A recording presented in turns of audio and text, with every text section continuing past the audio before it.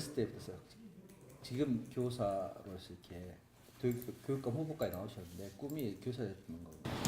처음 생각은 교사를 꿈꾸지는 않았습니다. 근데 이제 그때 뭐 다들 형편들이 그렇게 넉넉치 않아서, 그리고 이제 제 형이 위에 한 사람 있는데 그 형이 좀 우리 전라도 말로 좀 부잡해가지고 군대 가서 조금 좀 힘들게 했어요, 어머니를. 그러니까 너는 군대 가서는 안 된다. 그래가지고 교대로. 오인성 후보가 내세울 수 있는 그 정책이든 프레임을 좀 간략히 설명해 주시면 좋겠습니다. 교육 의미 있는 학교를 내걸었는데요. 그거를 다른 말로 바꾸면 창인 교육이라고 하겠습니다. 미래 사회를 살아가려면 창의성이 있어야 먹거리를 찾을 수 있고, 그 창의성만 가지고는 이 공동체 사회에서 그 능력 있는 친구들도 꽤 좋지 않은 반사회적 행동을 하기 때문에 다른 인성을 갖춰야 된다. 그래서 배려하고 나눌 수 있는 그런 인성교육을 하도록 창의교육을 신경 쓰겠습니다. 융합교육센터 건립을 약속하신 것으로 제가 기억합니다. 예산이나 그런 것도 어떻게 확충 방안이 있으신가요? 저는 이제 현재 전남교육연구정보원에 전남연구소가 있습니다.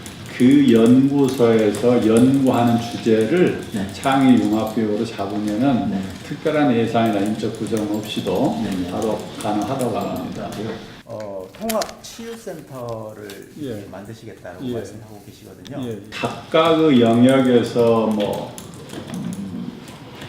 생활이 어려운 학생은 어려운 학생들대로, 지체가 부자연스러우면 부자연스러운 대로, 또 정서적으로 문제가 있다거나 하면 위센터에서, 또 다문화 가족은 다문화 가족대로 지금 다 이 돌봄을 하는 그 기구들이 있습니다.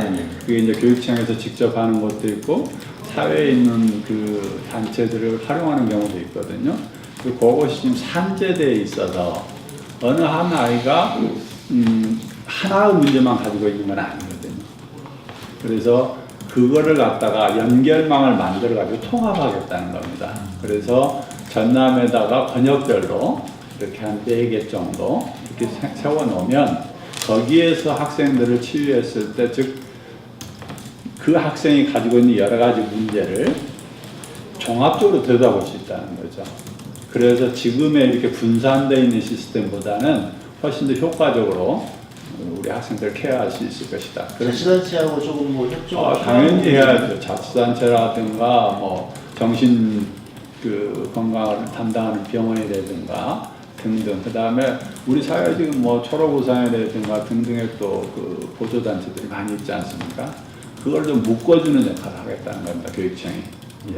문제가 인구 고령화라든가 인구 유출에 따른 지방 소멸이 지금 우려되고 있지 않습니까? 거기에는 곧 교육의 문제도 직결이 되어 있습니다. 그런데 그런 문제 해결은 유출을 막는 겁니다. 근데 이제 그것이 장기적인 관점에서 봤을 때 이 지역에 있는 산업체와 교육이 서로 협력하지 않으면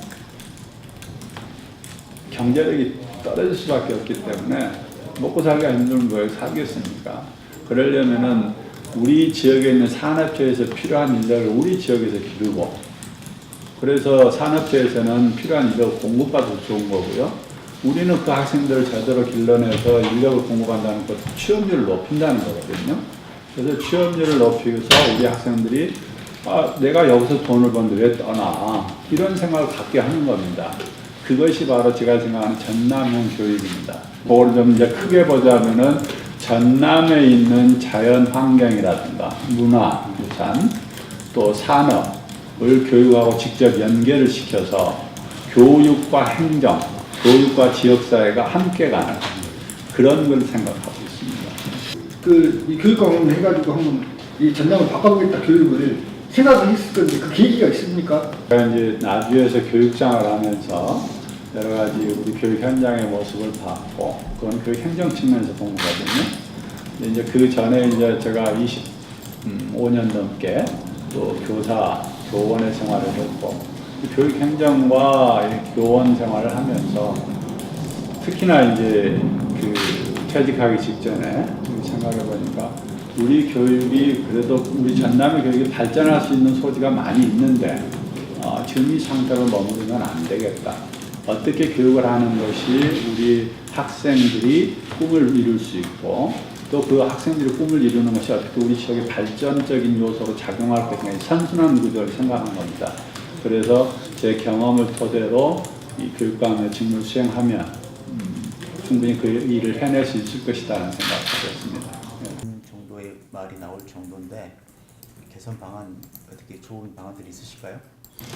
실제로 교육 예산의 문제는 지금 시스템에서는 중앙정부에서 받아쓰기 때문에 우리가 할 수 있는 융통성은 거의 없습니다. 그러니까 제가 생각하는 것은 그 융통성이 없는 그 부분보다는 지자체장들께서 교육에 대한 인식을 좀 달리 하실 필요가 있다. 그러니까 교육과 행정을 분리해서 생각하시는 것보다 이 우리가 뭐 시설적인 측면에 혹은 뭐 주민 복지를 위해서 예산을 쓰는 것도 중요하지만 장기적인 관점에서는 그 예산을 교육에다가 쓰면 그게 더 선순환 구조를 이뤄낸다라는 관점에서 예산을 좀 배분하시면 그게 우리 지역을 살리는 일이 되지 않을까. 일반 행정공무원들은 국고사업을 따내고 상당한 아이디어를 제시하고 명분을 만들고 또 정부 부처에 가서 그 사업을 실현시키기 위해서 많은 노력을 하거든요. 그렇죠. 예산 작업이라고 하는데 몇 가지 사업은 우리 청에서 지금까지 전라도 교육청에서도 그런 측면에서 예산을 따온 것들이 있습니다. 근데 그 액수라는 게 지자체 지금 하듯이 그렇게 규모가 크지를 않다는 거죠. 그것조차도 어떤 바운드리 내에서 이렇게 하기 때문에 이제 예산 구조 자체가 달라져야 됩니다. 이제 다행히 이제 이번에 헌법이 개정이 되면 지방분권, 지방자치가 이제 활성화될 것 같은데 그건 아주 바람직하다고 생각합니다. 근데 불평등을 겪고 있다고 제가 질문드렸지 않습니까? 예. 그런 부분에 있어서 예산은 그 부분은 교육 과정이 전남형으로 편성돼야 됩니다. 전남형이요? 예. 예를 들어서 그 도초고등학교가 있습니다. 뭐 보도에도 보셨겠지만은 그 섬에 있는 학교에서 요즘 입시에 굉장한 성과를 내고 있거든요. 근데 그 요인 중에 하나가 뭐냐면은 제가 생각하는 전남형 교육 모델하고 맞아떨어지는 게 우리가 실은 이 교육을 한다 했을 때 체험학습이나 진로 관계된 어떤 경험을 했을 때 우리 지역의 인프라가 굉장히 열악합니다. 특히나 이제 그 섬이나 오지에 들어가면 그런 인프라 자체가 찾기가 힘들어요. 근데 이제 얼마 전에 제가 이게 나와서 임자들 한번 방문했거든요. 거기 학부모 한 분이 그러시더라고요. 우리 아이가 내년에 중학교를 가게 되는데 이게 자유학기제가 걱정이 돼서 이게 여기를 보내야 되나 말아야 되나. 근데 그 부분에 대해서 저는 교육청이, 교육감이 문제를 풀어야 된다고 생각합니다. 이 인프라를 당장 어떻게 구축할 수 있는 그런 게 없거든요. 그러면 생각을 바꿔서 진로교육이면 진로교육, 체험학습이면 체험학습 교육과정에서 요구하는 목표가 있습니다. 그러면 그 목표를 달성하기 위해서 학교 주변에 있는 환경을 이용할 수 있는 방법이 뭘까? 그러면 보고서를 쓰는데요. 관찰 보고서를 쓴다. 꼭 어디 도시에 나가서 혹은 특정한 장소에 가서 쓰지 않고 그 도초섬에 있는 바위에 붙어 있는 그 해조류에 가서 보고서를 쓴다거나 그럼 보고서 쓰는 능력도 그렇지만은 관찰하는 능력도 그때 길러지는 거거든요. 그리고 또 거기에서 학생들이 어떻게 공부해야 되나 방법도 터득하게 되고 제가 생각하는 그런 겁니다. 전남형 교육이라는 것은 여러 가지 형태가 있지만 그 중에 하나가 교육 목적에 맞추어서 지역에 있는 환경을 활용하는 교육. 그걸 생각하고 있습니다. 후보님, 원희성 후보님의 그 장점을 한번 좀 홍보를 좀 한번 해주시죠. 제가 가진 장점이라면 이제 타 후보와 비교했을 때 어떻게나 제가 교육과 교육행정을 초중등 학교를 대상으로 경험한 유일한 사람이다. 그게 가장 큰 장점이라면 장점이고요. 나주시 교육장 4년 하신 전례가 드문 걸로 알고 있어요. 어떤 계기로? 그 혁신도시가 생겼지 않습니까? 근데 그게 이제 학교를 새로 지어야 될 것도 많이 있었고 또 개교에 따른 여러 가지 준비 사항도 있고 근데 이제 뭐 그런 것들도 일부 작용을 했으라고 보는데요. 어떻게나 지역에서 오이정이가 좀 더 근무했으면 좋겠다라는 바람들의 결과라고 봅니다. 세일즈 왜 자꾸 말씀 세일즈 교육감을 생각한다. 동의하고요. 네. 제가 나주에서 교육장을 할 때 그런 협의체를 구성을 했었습니다. 그래가지고 정기적으로 그 나주시청에 있는 교육 담당자들 그리고 또 시장님 모셔서 이렇게 서로 교육에 대해서 논의하고 또 불편한 것에 대해서 서로 해결해 나가고 이런 게 있었거든요. 근데 말씀하신 대로 이제 설사 헌법이 빠른 시일 안에 이렇게 그 개정이 안 된다 하더라도 큰 흐름이 지방 분권이고 지방 자치라는 건 아마 다 동의하시라고 봅니다. 근데 지방 분권, 지방 자치에서 물론 권한도 이제 부여되는 게 있지만 그만큼 더 열심히 해야 된다는 거잖아요. 그럼 지방이 소멸될 수도 있기 때문에 그래서 뭐 그때는 도지사가 됐든 교육감이 됐든 생존, 살아남아야 된다는 생각으로 열심히 뛰어야 된다고 생각합니다. 네.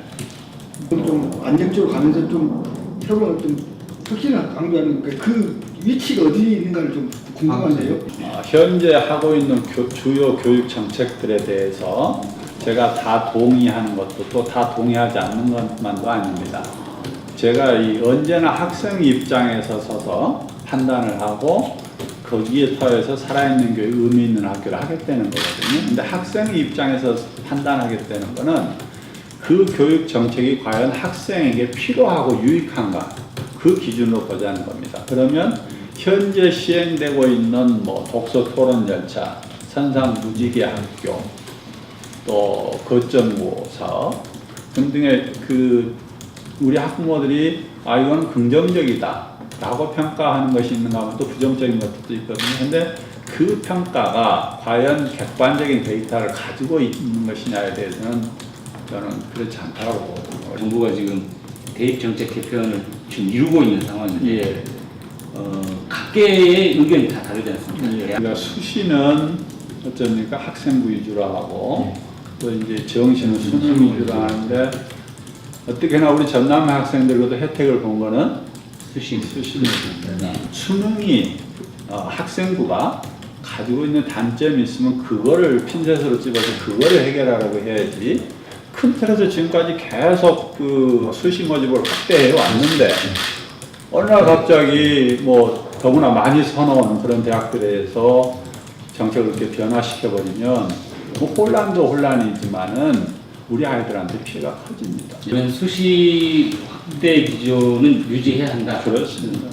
그리고 그거를 변화시켜야 될 필요성이 있다면 첫째는 그곳의 문제를 들춰내서 그 부분만 수술을 하든지 또 이 큰 틀을 바꾸겠다고 하면은 국민적 그 여론이 수렴되고 그걸 토대로 해서 장기적으로 접근을 해야죠. 가장 긴급한 현안, 내가 교육감이 된다면 이런 부분들은 반드시 좀 해보겠다. 그 교육 환경이 열악해져가는 농어촌 소규모 학교를 어떻게 살릴 것인가 거기에 역점을 둬야 되고요. 또 이제 또 세부적으로 좀 들어가면은 그런 학교들에서 운영되는 교육 과정이 우리 학생들한테 그렇게 그 양질이라고 보기 어려운 면이 있습니다. 그래서 거기에 맞는 교육 과정을 만들어내야 된다 하는 측면이 있고 그것하고 또 맞물려서 우리 선생님들이 그 수업을 제대로 할 수 있는 환경을 만들어줘야 되거든요. 우리 선생님들이 지금 여러 가지로 마음의 그 학생 인권이 존중되면서 학부모, 학생 간의 어떤 관계에서 마음의 상처를 받는 경우가 꽤 있습니다. 근데 그분들의 상처를 치유하는 것도 중요한 거지만 보편적으로는 그 수업 외의 업무 부담을 좀 덜어드려야 된다. 그래야만이 선생님들이 수업에 집중할 수 있고 그 수업이 잘 됐을 때 그 학교 교육 과정이 제대로 운영되는 거거든요. 또 자기만의 창의성을 가지고 이 사회를 살아간다면 그게 바로 우리 아이들의 미래 조각을 제대로 하게 길러내는 것이고 우리 아이들이 그런 능력을 가졌을 때 전남의 미래가 밝아진다라고 생각합니다. 그 일을 저 인생과 하겠다는 겁니다. 예.